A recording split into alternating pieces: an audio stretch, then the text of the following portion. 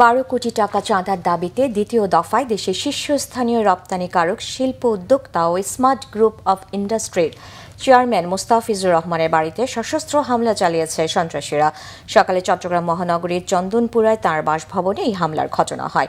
বাড়ির সামনে পুলিশ প্রহরা থাকলেও পেছনের দিক দিয়ে এই হামলা হয়।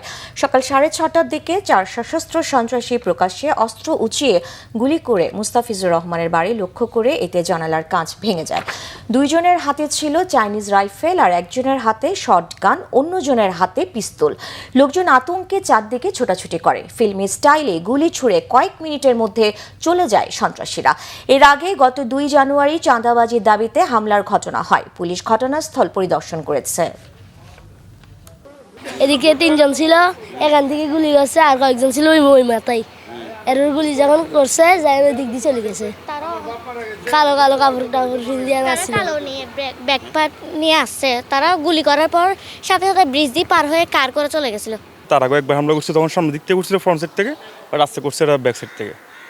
বিষয় হচ্ছে এটা তার আগে একবার হামলা করছে, এখন এটা সেকেন্ড টাইম। আমি পেছনে থাকি, এখন গুলির শব্দ শুনে বেরোই, দেখি আবার সাদদের বাসায় গুলি করছে।